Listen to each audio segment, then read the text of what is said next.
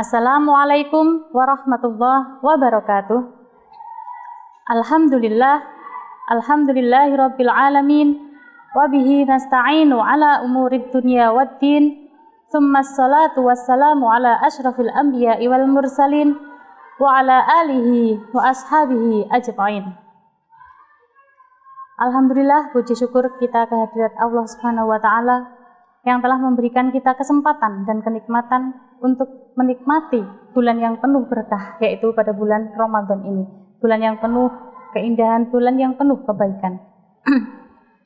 Berbicara tentang peristiwa-peristiwa penting pada bulan Ramadan, maka bulan Ramadan adalah bulan beramal, di mana Allah memilih bulan Ramadan ini sebagai pelaksanaan rukun Islam yang keempat, yaitu berpuasa. Ada 12 bulan di mana Allah tidak mewajibkan kita untuk berpuasa, yaitu Muharram, Safar, Rabiul Awal, Rabiul Akhir, Jumadal Ula, Jumadal Akhir, Dzulqa'dah, Dzulhijjah, Rajab, Sya'ban, Syawal. Allah tidak mewajibkan kita untuk berpuasa di dalamnya. Tetapi Allah mewajibkan kita untuk berpuasa pada satu bulan, yaitu bulan Ramadan. Ini menunjukkan bahwa bulan Ramadan adalah bulan yang sangat krusial. Lalu kita gembira nggak ya dengan datangnya bulan Ramadan ini? Kalau kita gembira dengan datangnya bulan Ramadan ini, maka semoga Allah membantu kita untuk menyelesaikan kewajiban-kewajiban kita dalam bulan Ramadan ini.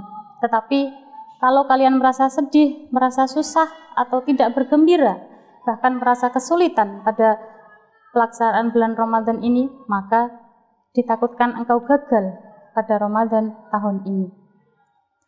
Faradallahu alaikumus syiyam. Allah mewajibkan atas kalian untuk berpuasa. Maka senantiasa kalian wajib untuk melaksanakan berpuasa dan beramal baiklah.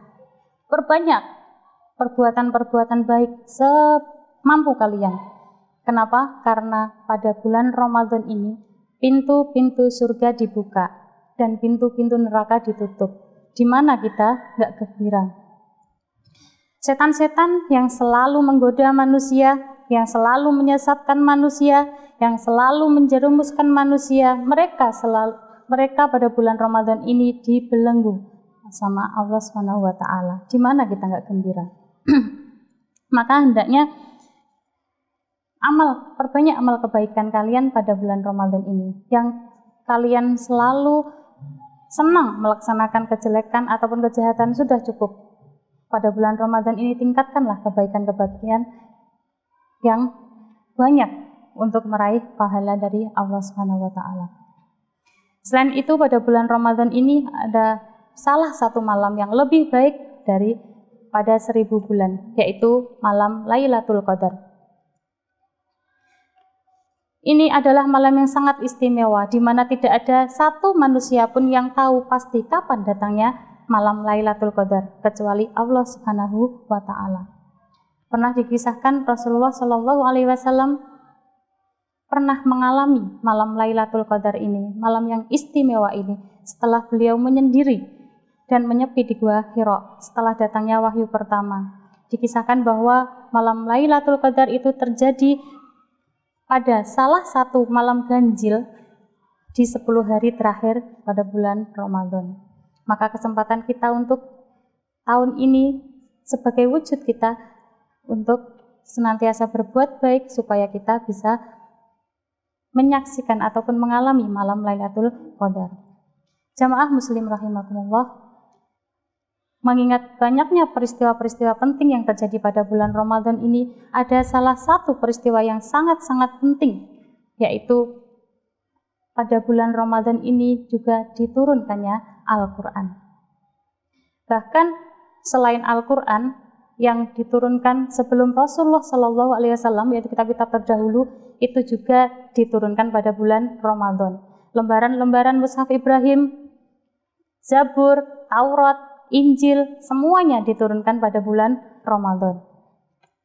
Bukankah pemilihan bulan Ramadan sebagai diturunkannya Al-Quran pada bulan ini adalah merupakan keutamaan untuk bulan Ramadan ini, maka dengan diturunkannya Al-Quran, fase-fase jahiliyah hilang, kegelapan hilang, sirna, cahaya datang sebagai petunjuk kegelapan manusia. Siapa yang tidak tahu dengan Al-Quranul Karim? Banyak sekali orang-orang yang mengaku muslim tetapi tidak pernah menyelesaikan membaca Al-Quran. Umurnya sudah 40 tahun, 50 tahun, 60 tahun, bahkan mungkin sampai meninggal pun mereka belum sempat menyelesaikan untuk membaca Al-Quran. Maka dengan adanya nuzul Quran sebagai wujud kita untuk memperingati nuzul Quran, bagaimana cara kita itu untuk memperingatinya? Apakah dengan perayaan-perayaan ataupun apa ya? Biasanya kalau acara perayaan itu kan dengan pesta-pesta dan lain sebagainya. Tetapi di sini sebaiknya kita hendaknya merayakan peristiwa nuzul Quran ataupun diturunkannya Al-Quran dengan banyak-banyak membaca Al-Quran, mentadabburi Al-Quran, senantiasa mengambil hikmah-hikmah, hukum-hukum yang ada dalam Al-Quran untuk kita laksanakan. Kemudian berita-berita yang ada di dalam Al-Quran itu kita percayai, perintah-perintah yang di dalamnya itu kita laksanakan, dan kita tinggalkan semua larangan-larangan yang ada di dalam Al-Quran. Allah berfirman, A'udzubillahi minasyaitonirrajim, Bismillahirrahmanirrahim. Syahrul Ramadan alladzi unzila fihi al-Qur'anu hudan lin-nasi wa bayyinatin minal huda wal furqan.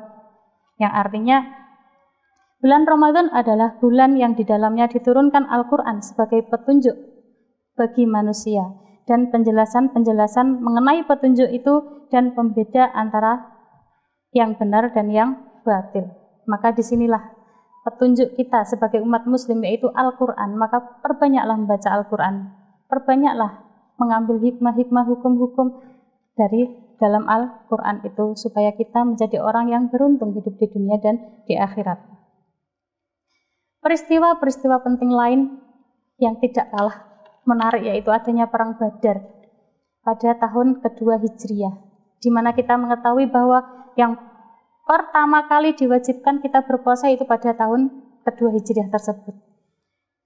Pada tahun kedua Hijriah itu, pada bulan Ramadan itu, banyak kaum muslimin yang tidak merasakan malas, yang tidak merasakan pokoknya dia itu hidupnya untuk berjuang di jalan Allah.